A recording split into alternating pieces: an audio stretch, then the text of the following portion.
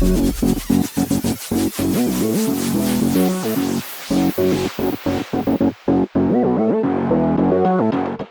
months of planning, the day dawned over Johannesburg and the team made the last-minute adjustments for the second edition of the annual Forbes Africa Under 30 meetup. With an audience of over 400 inspiring and inspired individuals, it was the biggest one yet. The Forbes Africa Under 30 meetup brought together influential individuals from across industries, interests and professions, who ignited ideas and inspired attendees through a candid exchange of ideas, talks and panel discussions. Ladies and gentlemen, welcome to the 2019 Forbes Africa Under 30 meetup.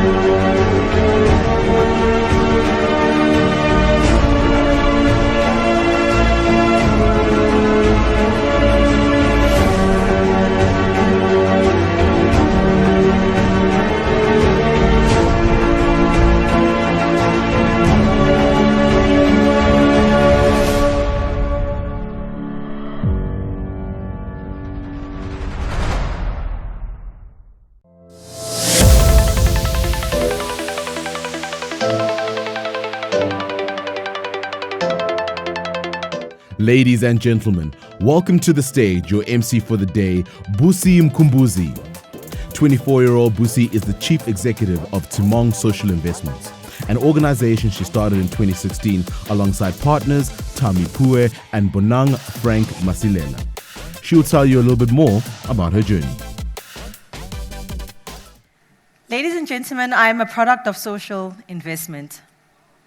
I was born in the townships of Soweto in South Africa to 1976 student activists. And I was schooled in Lenasia in Parktown. On my daily commute from township to the suburbs of Lenasia and Parktown, I was confronted daily with the stark contrast of living realities in this country. But for a very long time, it was black and white to me. Until in 2010, my mother lost her job and could no longer pay my fees. My principal called me into the office, but I already knew what she was going to say. She was going to say, "You need to leave the school because you can no longer afford to pay the fees." It was my encounter with American playwright and activist Eve Ensler that changed the course of my life. In 2010, she not only sponsored my education, but she also contributed to the sense of responsibility that I feel for my life and that I feel for the lives of others. In 2011, I met media entrepreneur Pat Mitchell, who put me on my first flight to New York to speak at the TED Women Conference. In 2012, Oxford University put me on my second flight to speak at the Education 2020 Summit. In 2013, PricewaterhouseCoopers and the Michael and Susan Dell Foundation gave me a scholarship that allowed me to go to the University of Cape Town.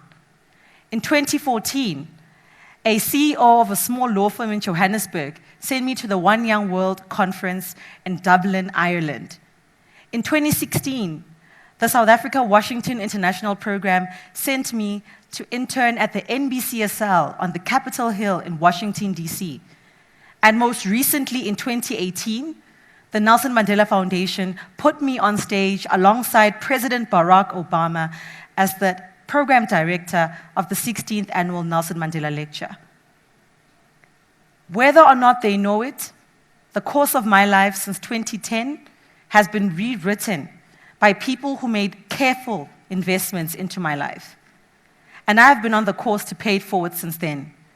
Because the reality of this continent, and we all know this sitting in this room today, is that millions of young people have the same fate I had as a girl, and sometimes even worse. I truly believe in the power of social investment to not only change their lives, but to create a foundation for an equal society, a just society. And as chief executive of Timong Social Investments, a company that I co-founded 3 years ago with my partners Tami Powe and Bongani Frank Masilela, I sit at the table with SMEs, with corporates, with government, foundations, trusts, wealthy individuals, creating bespoke social investments that are not only transformative, but that are youth-focused. My life was transformed, and to date I have transformed 3,500 lives. Ladies and gentlemen, my name is Busi Mkhumbuzi. I am an activist, I am a speaker, I'm an entrepreneur. I am the first Forbes Africa 30 Under 30 2019 unveiled today, and I am also your MC. Now to kick off, I welcome Renuka Matil, the managing editor of Forbes Africa, to unveil the 2019 Forbes Africa 30 Under 30 list. Let's give a huge hand as she comes on stage.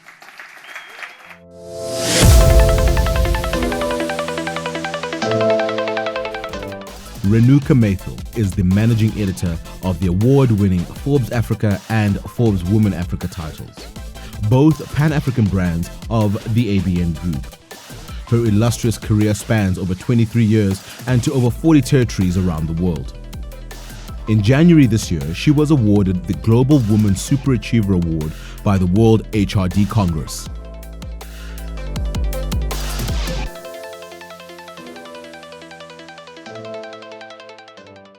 For those of you who have come here from other parts of Africa, South Africa is celebrating Youth Month, and this is in a year that the country is celebrating 25 years of democracy.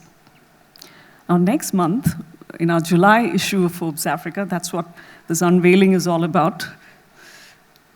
The world will celebrate man landing on the moon, but we're going to celebrate the 120 on a mission, blazing their own trail to immense heights. So we're celebrating them. And these are the people who are some of Africa's youngest and brightest change makers with the indomitable will and the insatiable appetite to pursue their dreams. Now we have on this list it's a very eclectic collection of people. You know, I can sit all day and name all of them. So we have an alpine skier, we have a kickboxer who's come all the way from Uganda. We've got a global street artist. I've seen all of them this morning. We even have a man who makes a living out of incinerating amputated human body parts. So that's how interesting as it gets. But as I said, these are all people with that drive and that passion to take this continent forward. Now, what went into the making of this list? It was a rigorous and daunting process. We received this year over 1,000 nominations from across Africa. And so we spent weeks and months actually going through them. And you know what we found is our tables, you know, we have a hot desk at the office and we all call ourselves the Forbians. So we found that, you know, in time, this collection, this pile in these cardboard boxes, they grew. And in time, we saw a map of Africa, a map of the African economy, rather, shaping up on our desk. You know, nominations coming from Mali to Mozambique, from Sierra Leone to South Africa. So it was just, you know, it's hard not to feel optimistic in these daunting times when you have this kind of interest and energy, and you go through their profiles and you think, hey, this is great. This really is the Africa Rising story. So in the end, we chose the 120 who are innovators and disruptors, navigating through these difficult times. And they have the audacity of hope. They dare to dream, even in the darkest of nights. They've faced colossal failure, and colossal triumphs. And these are the people. They have bills to pay, they have powerful stories to narrate, but they've used their tears, their toil, their turmoil, and their imagination to achieve that common goal. And what is that? It is to solve Africa's problems. This is a generation that talks about sustainability, success and sustainability in the same breath. They're synonyms for them.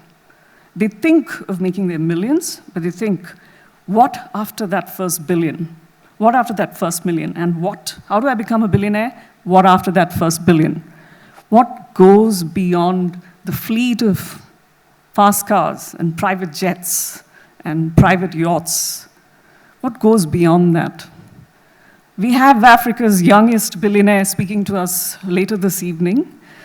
He is worth a whopping $1.9 billion US as per Forbes 2019 list of African billionaires. So he's going to tell us how he made it, essentially how to become a billionaire. I think we can all do with some billions. So the event today, in a sense, is going to give you the ammunition to fuel your dreams, to power your next big idea. Grab all the lessons you can get, interact and network with every person you can find, because at the end of the day, it is about the collaborations, the unlikely partnerships and the collaborations that you will form after this event. Now, this brings me to the most important moment of the day, and that is the unveiling of the 2019 Forbes Africa 30 Under 30 list. I'm especially proud of this list because this year we added an extra category. So last year we had 90, this year we have 120. So the new category is sport. So now we have business, we have technology, we have creatives, and sport.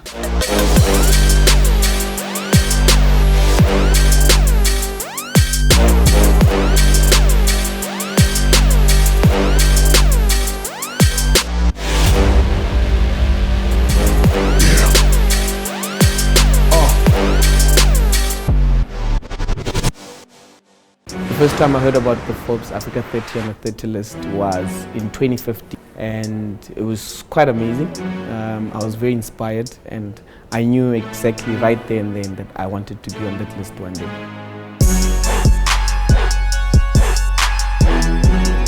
Firstly, we got to hang around people who I imagine are like-minded, people with the same sort of goals and same sort of focus.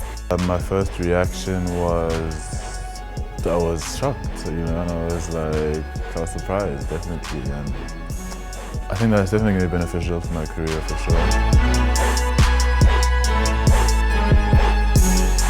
It's up to young creatives to kind of show the world what our identity is and how great and how pioneering and how innovative it is. It's a huge acknowledgement as an individual and as a business leader. And so I think for me it's really trying to carry the torch and show that the next generation or people out there who are thinking about whether or not to start a business, that it's possible. It would be a facade for me to tell you it's easy. So I would say be ready to be challenged, and I think the most important thing is no matter what comes your way, you should be resilient enough to keep going. First of all, I don't believe in boundaries. I don't believe in things whereby people tell me that I can't do this, I can't do the other. I have believed in a free land, just like Africa never had boundaries before. I want us to believe that a country or a world or sports without boundaries is a country or a sport well spoken. It's about the journey, not always about the end goal, and all the good stuff will come in due time. So you should focus on what you're supposed to do, and all the other things will come at the right time.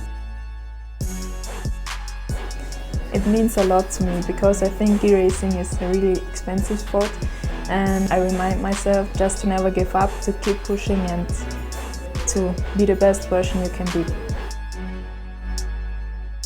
Anytime a young entrepreneur seek for advice, I just tell them three things: focus, focus, focus. When a light beam is being focused it can cut through still. So let's change our focus from I want to be seen, I want to be on the list, to I want to solve a problem. And that necessarily amplifies the work that you do and pushes you ahead of the curve.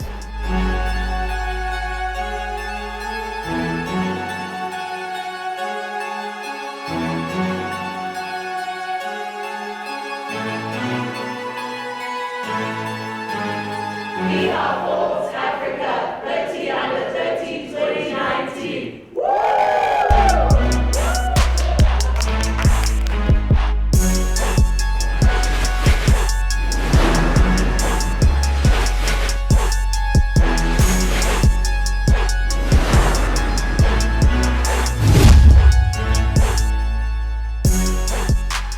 120 people who are not only under 30, but who are trailblazers, who are charting the path to a brighter future. All of them, as they come up, will be receiving a bottle of House of Bonang champagne. Thank you so much, Bonang. As well as a book from Judy Dlamini. Thank you so much. Thanks, Brucey. And let's raise the roof for today's Under 30 list for 2019, kicking off with the business category. Please welcome Bruce Diale, Terence Mate, Miriam Manak, Kanyisile Madonko. Put your hands together for Isaac Mbata, Saddam Suleiman, David Chalo, Don Ndlovu, Sydney Sam, Hatlejo Rasebotsa, Jesse Carlton, Henrik Akumalafe, Lesehu Mukai. Give it up for Aftar Amir, Charmaine Mbata, Shanae Vijendranath, and Caleb Stephen Davis, Kimani Adam, and lastly, Theo Beloy. Let's give it up for the business category for 2019. Right, we move on to the tech group for 2019. Starting off with Tabiseng Musia, Evans Akano, Michael Paul Molel, Nureshka Virana, Jacob Rugano, Shizo Thompson, Diana Esther Wangari, Chinedu Azodo, Sean Benjamin.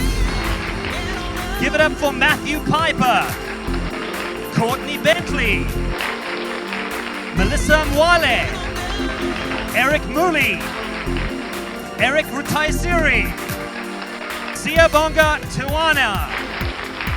Help me welcome Matthew Smith, Ndabentle Mbube, Tyrone Adams, Dr. Vena Ariel, Josh Okupata. That's your technology category for 2019. Let's give them a big round of applause. Starting off with our creative category, you're gonna love this one.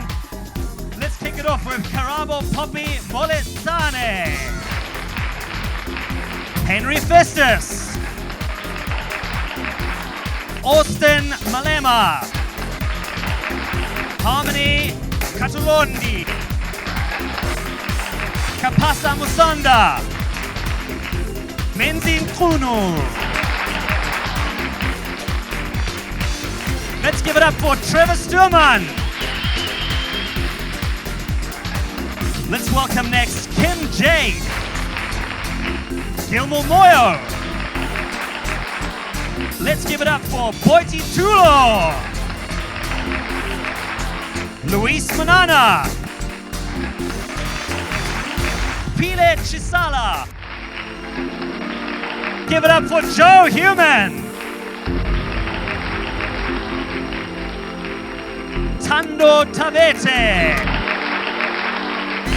Rich Nisi, Sarah Wosu, Paula Audrey, Joseph Awero Aku.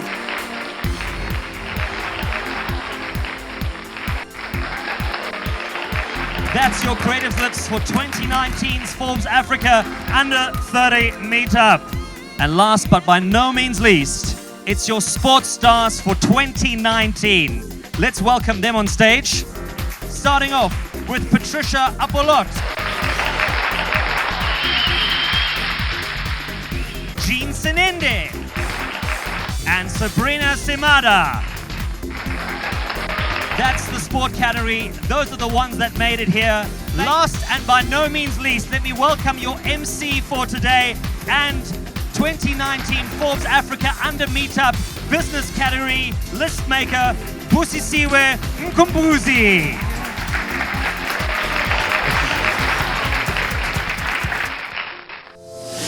The announcement of the Forbes Africa 30 Under 30 lists was followed by the Forbes Africa interview with award-winning media personality Bonang Mateba, which was broadcast live on CNBC Africa. Queen B, firstly, belated happy birthday to you. Fantastic to have you here. And I think for many individuals, you're sitting here as a 32-year-old, not very old at all, but having accomplished so much within your lifetime, many of us might assume that you feel as though you might have peaked. Is that the case? Not yet. Not yet. I haven't peaked yet. No. The thing is, you know, after peaking, you still want to peak more and more and more. Right. So there isn't the peak of all peakest. You know, I haven't arrived there yet. But I wouldn't say I think I'm starting the harvest. The first panel discussion, titled Before You Start, was also broadcast live. Another element I want to bring up very briefly before we have to wrap up is the money element, right? Because we all believe in order to grow your business, you need access to the right markets, but most importantly, capital to unlock the potential that you need, just regardless of whichever sphere that you're actually in. You've got some suggestions on this, but I guess from the entrepreneurs and many of you on the panel as well, there's no use having capital, not knowing where you're going to source it from, and also not having a plan as to where you're going to spend it. Yes, there we go. And a lot of the time, it's, if I can say, the symptom is the financing. The root needs to be having that document, the good business plan, the good idea that is starting to phase out in actually being realized. Because one of the hardest things is to actually go and capitalize on ideas that are not executed. So once you have been starting something and you are running it, then you start to get a track record. That track record needs to be then optimized to say, what can I do better, what can I do differently, in order to then say, wow, there's so much potential in this. I started off with whatever type of business. I've tried these different ways. I found the best way to go and do it. Here's my trajectory in the future. And that's such a key thing, to have that fundamental thing of take the idea and make it executable. Exactly. Benji, if anyone Googles your company right away, they'll see articles about 59 billion rand, 29 million rand. These guys are in the money, but it's not on him. It's in a bank account and being used for specific things. Tell us about that, though. That experience of making sure that when capital is actually raised, you allocate it accordingly. Yeah, I think it's been a super interesting journey for us. Early on, I mean, we self-funded the business, and I mean, by self-funded, we put in a couple thousand rand and sort of made it month to month again, paying salaries with credit cards, and quickly realized if we really wanted to grow this thing and make a difference, we needed some access to growth capital. And it was a huge learning curve for us. I think navigating the South African VC space. VC meaning venture capital. Yeah, so I think, I mean, we'd been exposed to sort of seed early stage funding overseas, and often you'd see companies get funded off the back of a great idea, a good market opportunity, and a good team. And in South Africa, we found that opportunity just didn't exist. And the capital was there, but the ability to deploy it in companies like ours just wasn't understood. And I think it was very much because the space locally is very traditional. It's people who've made money in asset management and private equity and banking industries, and they understand by nature sort of historical documents and discounted cash flows and all these things that technical terms, they can confuse you, and I guess that's where we end up calling you, Unveiling, to actually say we need assistance with financing from the bank, and usually that does come with a credit recognition. We are unfortunately under pressure for time, but two quick fire questions to both Danesh as well as Linda. What's the one business mistake entrepreneurs in the room should not make? Don't get into a business you cannot monetize. Your time is your most valuable asset. So I find that, and it's something my husband taught me, he's like, oh, you're so great at giving people advice and doing this and running around. Yeah. But are you monetizing your time? And men tend to be better at this than women. I think we tend to be more giving of ourselves and of our time.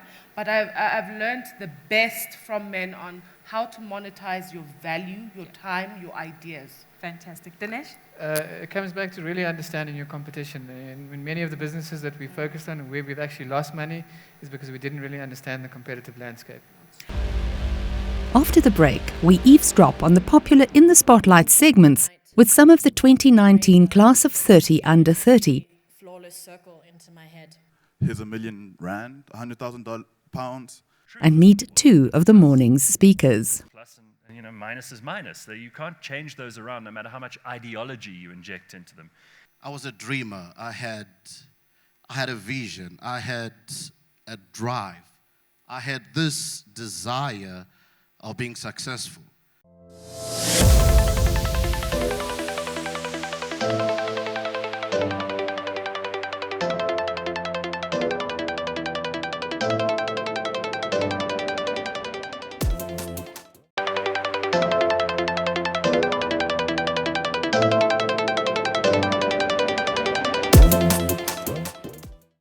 It gives me great pleasure to introduce to you the next segment called In the Spotlight, which are moving accounts of some of the members of Forbes Africa 30 Under 30 2019, as they each, one after another, recount the most important chapters of their lives, which made them successful people that they are today. I was 15 when I began losing my hair. Losing, perhaps, is the wrong word. Instead, my immune system went into overdrive for some unknown reason and started attacking my hair follicles. So it's more accurate to say when I was 15, my body started a gradual process of undoing. My first reaction was confusion. I thought it was like, you know, an infection or maybe some kind of insect that had gotten up in there. And a few weeks later, when the dermatologist told my parents and I that it was an autoimmune disease, one with no proven cure or predictable pattern of behavior, confusion was quickly replaced with anxiety. The disease progressed rapidly, but thankfully I'm standing here today saying that losing my hair was also one of the best things to ever happen to me. Already the eccentric, nerdy, and intense introvert, being faced with loss at such a young age, turned my general curiosity for knowledge and meaning into an insatiable quest to understand why me, and then later on, and sometimes more dangerously so, why life? And suffering can do that to a person, right? Sometimes it hurts a little, but sometimes it rips you apart from the inside out and forces you to question everything you thought to be true about yourself. It did that for me and more. So what did I learn? It wasn't overnight and it wasn't easy, but losing my hair taught me that courage is not about being strong and erecting barriers to become impenetrable. Courage, true courage, is about leaning into discomfort, embracing vulnerability, and giving your all in an uncertain world, even when there are no guarantees. Vulnerability is strength, and courage that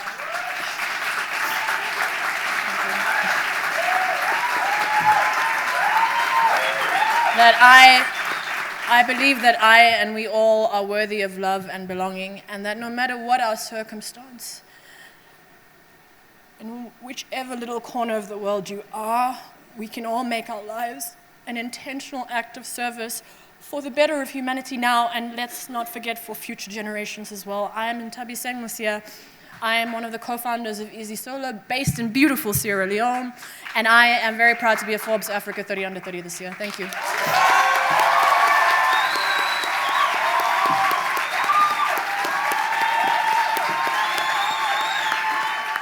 I'll start by saying that I'm not a doctor, but somewhere between the day I was born and maybe my second birthday, my parents realized that, or felt that they had enough evidence to declare that I was going to become a doctor when I grew up.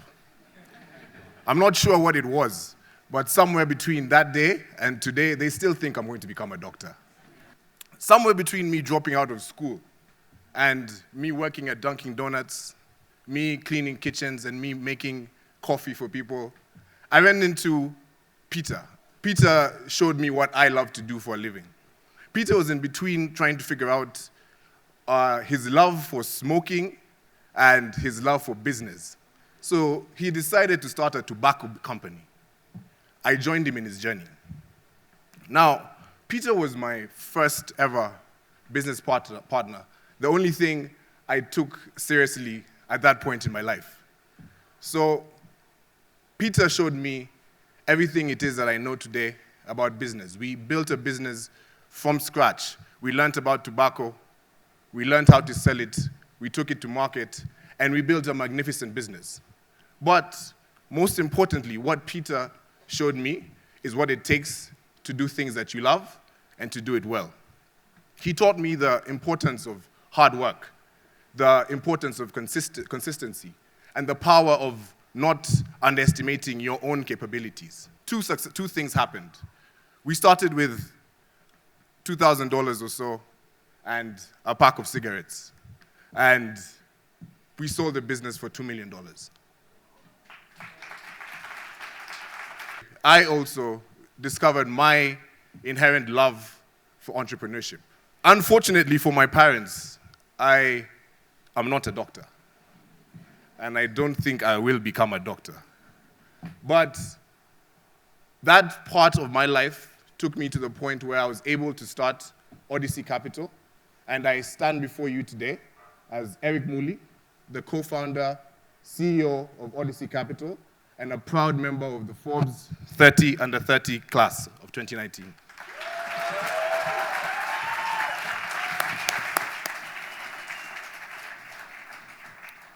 I'm going to tell you a story about an 18-year-old man in 2008. Now, I want you to picture this.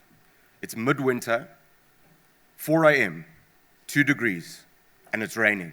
Quite unusual for a South African winter, which is generally dry. The road to work was about 14 kilometers, and without a car, it took roughly about 2 hours to get there. Along the way, there was, in South Africa, what we call a pothole. There was a massive ditch in the road, and due to the torrential rain, was filling up, completely full with water. As the young man walked past, a truck went into the ditch and completely drenched him. 2 days later, he got pneumonia. The type of position that he worked in only paid about 3,000 Rand a month, which immediately excluded him from any type of healthcare. This was a polar opposite to the type of customers that he would be servicing day in and day out. Very wealthy, could afford anything that they wanted, and they bought these products and services every single day.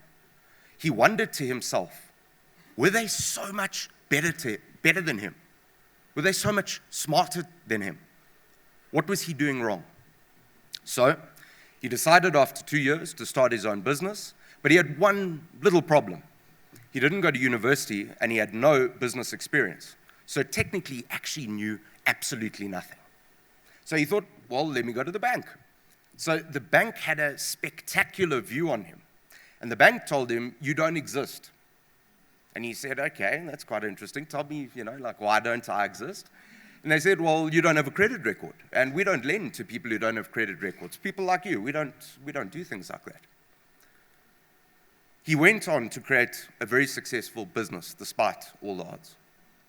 I stand before you here today, ladies and gentlemen, not to tell you a story of fiction, but that is a story of my own. That is my own beginning. I will never forget the first time that I applied for that loan and they told me, no, you don't exist.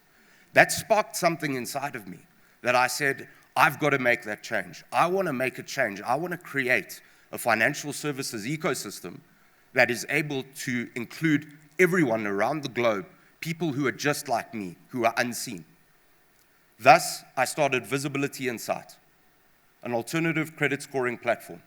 I'm the CEO, and I'm a proud member of the Forbes 30 Under 30. To achieve your dreams, you must sacrifice everything in life. I always wanted to be a star footballer.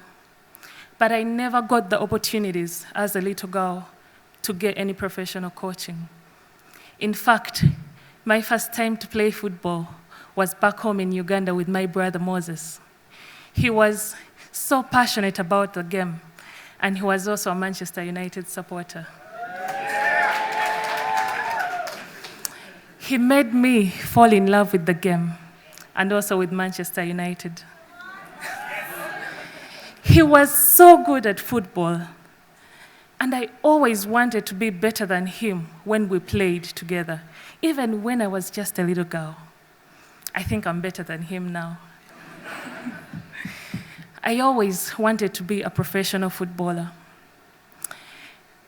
I turned out to be a decent defender, but I know to be a global star, you must be the best at what you do.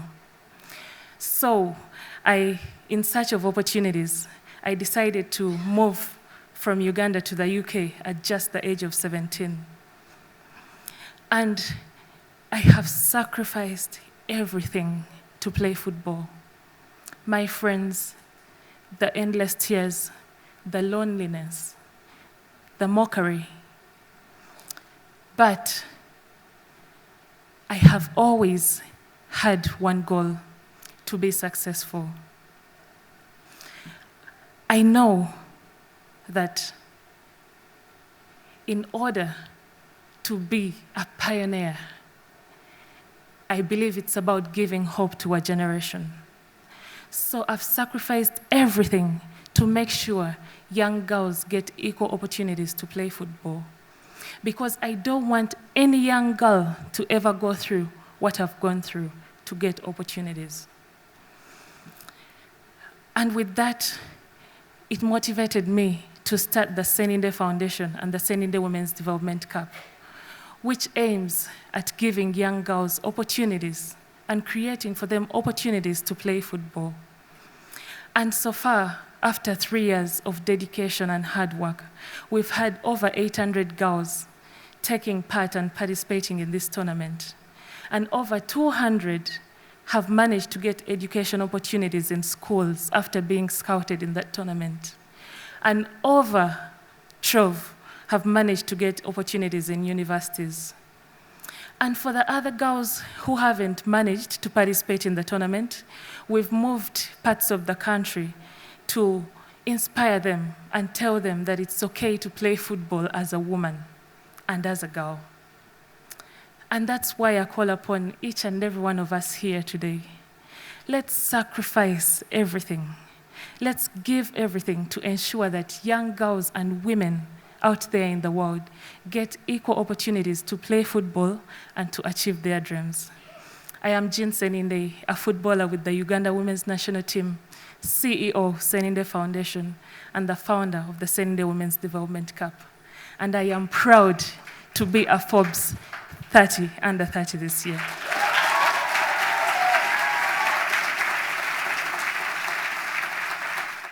I always excelled at everything I did.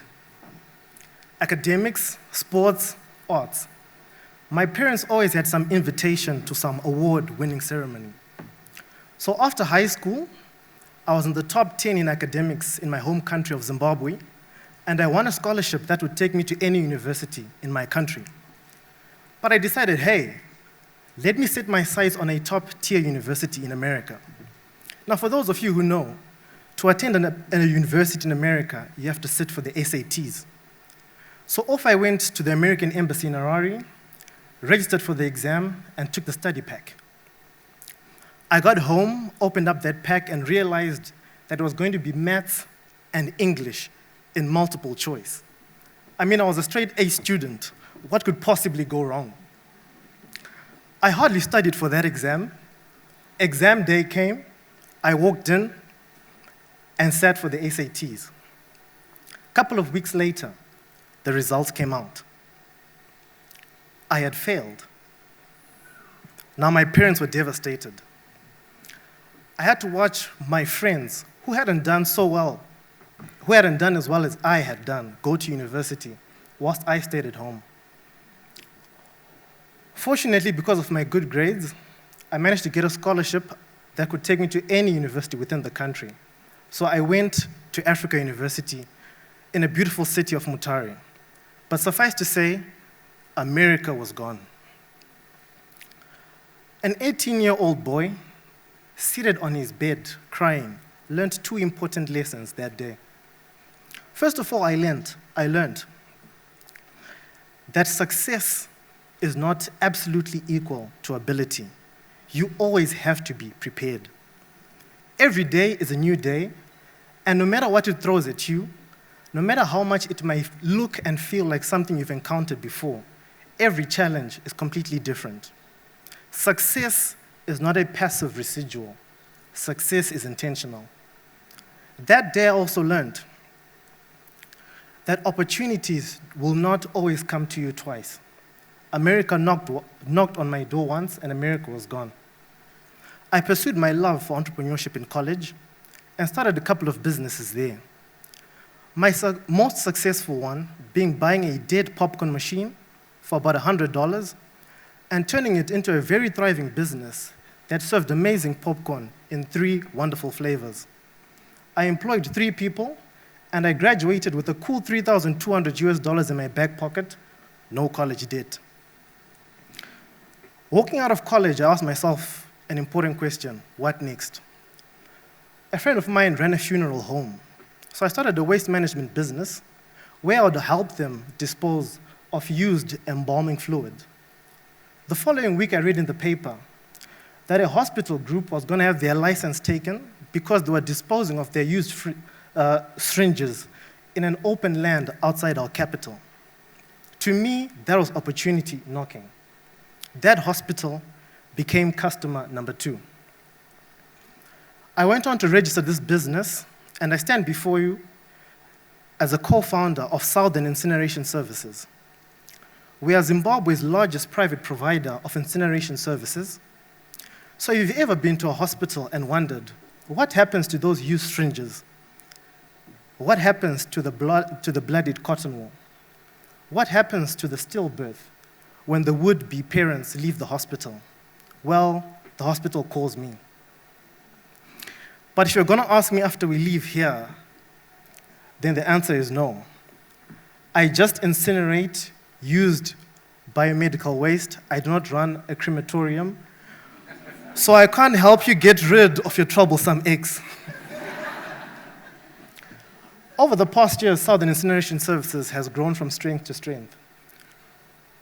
From biomedical waste, we now rent out sanitary bins to business parks.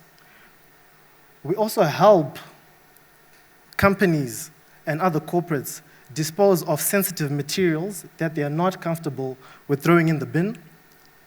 And we also help embassies dispose of sensitive and confidential information so that it doesn't end up back on WikiLeaks. We're a company with 12 full-time employees. We operate from about 7 cities and towns across Zimbabwe, and we're on track to be $1 million company in 2020. What I hope you will learn from the silly mistake I made as a young boy 10 years ago is that every day you wake up, just remember that success is intentional. You do not win by chance. And when opportunity knocks, open that door, because opportunity may not knock again. My name is Terence Mate. I'm the co-founder of Southern Incineration Services, and I am proud to be a 30 under 30 Forbes Africa alumni. Thank you. Our next conversation is a one-on-one with none other than media personality and podcasting trailblazer, Gareth Cliff.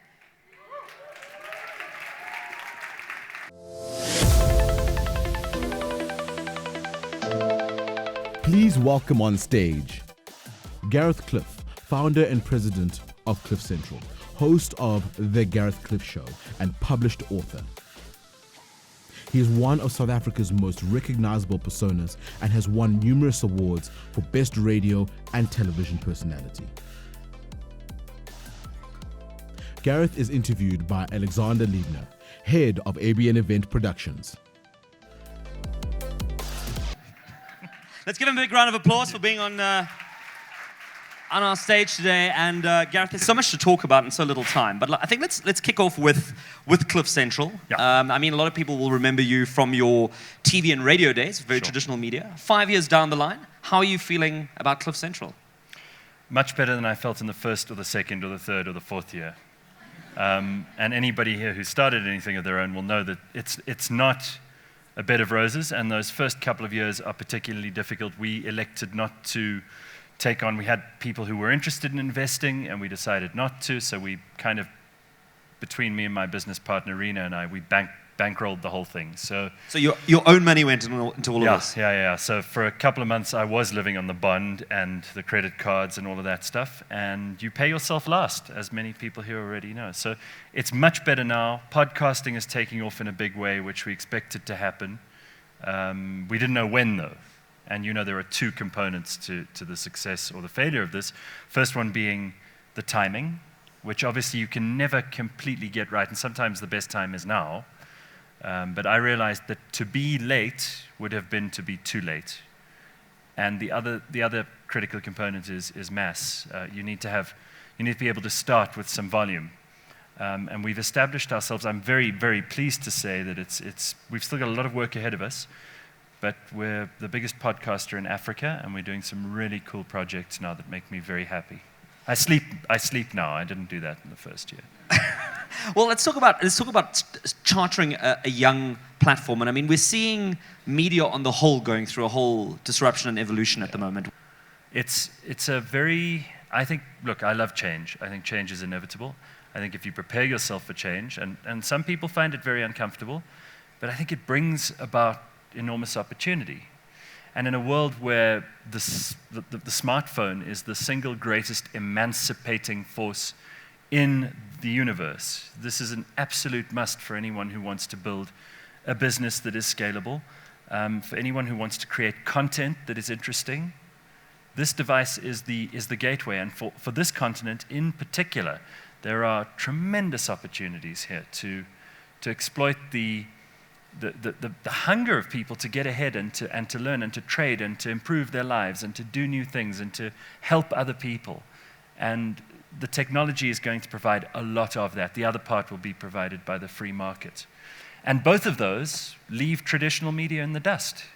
But there's also a challenge to that, though, because suddenly you've taken out, I suppose, key barriers to entry. Yeah. And suddenly everyone's a podcaster, everyone's a blogger, everyone's an influencer. Yes, but not all of them are good. And becomes messy, right? So yeah. In fact, the vast majority of people are really bad at this. And people talk about my brand, and they've got 400 followers, and you feel, really, you don't have a brand. Nobody, if you shut down your accounts tomorrow, or if Instagram do stop with their likes, which I hope they will, you'll disappear. And it's probably not a bad thing in many of these situations, but the key component is that you've got to do it well. You've got to put your audience first. This is what I learned in broadcasting. And for this, traditional media has been a tremendous training ground, because it taught me that your audience come first. You must think about what they want. You must do the things that they need before you service anybody else, including your clients. And the interesting thing about the way that digital media works as opposed to traditional media is that digital media, the audience chooses you. You don't target market them. And that's very, very powerful. Every person who listens to a podcast of ours, how many people are in this room? Maybe 1,000? Maybe just less, 700 odd? Now, if you could fill a room like this every week with this many people, and you know how much an event like this costs. Indeed I do. Right? So if you could fill a room like this with 700 to 1,000 people every week, you'd consider that massive success. Podcasting does that every week. We achieve that through the virtual auditorium. People are coming for the content they care about, whether it's business content, which I assume would appeal to a lot of people here. It could be stuff that's to do with health. It could be stuff that's to do with history or philosophy or politics or the ideas in the world that are making things more interesting. Technology, it could be any of these things. You go for the content you care about. And what podcasting does is it allows people to do other things. We're not competing with YouTube, Facebook, Instagram, Snapchat, Twitter, because those things need your eyes. And you can't do them unless you put everyone else at peril in the traffic. You can't do them while you're on the treadmill. You can't do them while you're cooking dinner or while you're doing other things, but you can podcast while you're doing those things. So for busy people, like the people in this room, and I was pleased to see how many hands went up when we were asking about podcasting, podcasting is adult education. It's a masterclass in whatever you want to learn every day, if that's what you want. And that's the university that your parents don't need to be paying for. That's the university that will get you ahead because you actually care about that content.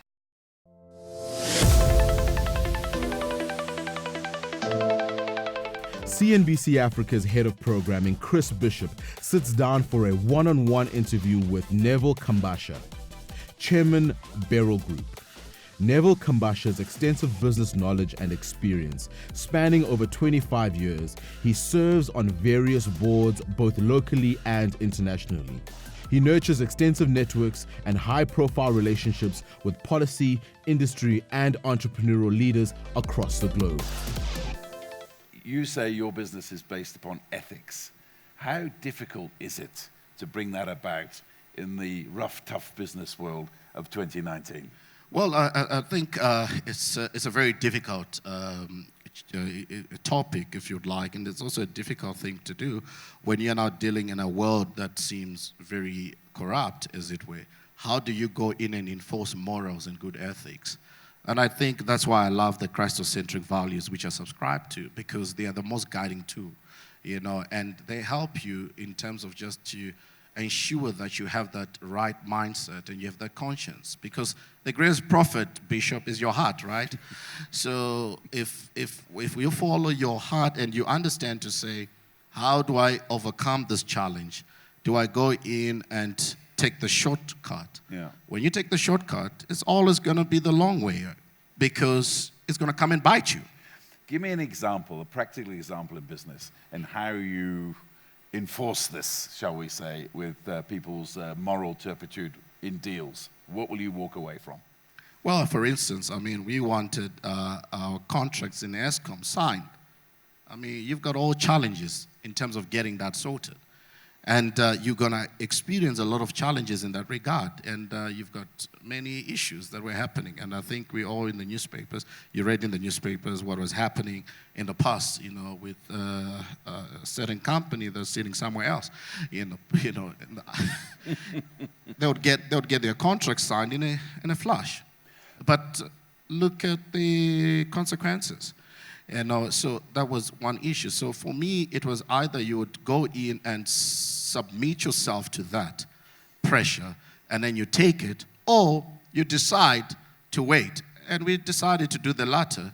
Today, we are the new kid on the block. Everybody's demanding it from us because we stood the test of time. But how scary is it in this day and age, particularly with the economic hard times we're facing? We have major auditing companies, we have listed companies who are running into incredible problems with fraud and corruption and chicanery.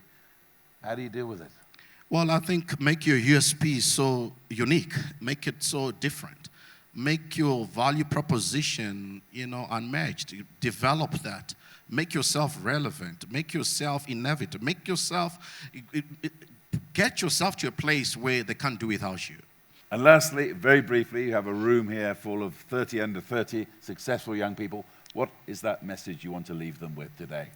Well, I would like to just, these are the most amazing individuals in the room. And I think when you empower this generation, you've ignited a whole future. I think the next billionaires are sitting in this room. And I think the most game changers are sitting in this room. The people who are about to change the whole situation are in this room. And it's going to take you. You're the only person that can call yourself I. No one else can call yourself I. You're the only person that can call yourself I. So if it is to be, it is up to you. You are the only person who can determine what you want to become. So as for me, Chris, at 23, nobody could stop me. Delay does not mean denial. If the door is closed, don't worry, I'm coming to buy the building next time. Because I believe that you can never resist greatness. And you don't need to be connected to anybody to make it. Produce yourself, make yourself relevant. Go in and rise above every limitation. And you know that indeed if it is to be, like I mentioned, it's going to be you. You are the one that writes your own future. You're the one that writes your own destiny. And your destiny is in your hands. And I think that's what it is. So there are many people who are waiting for you to be successful.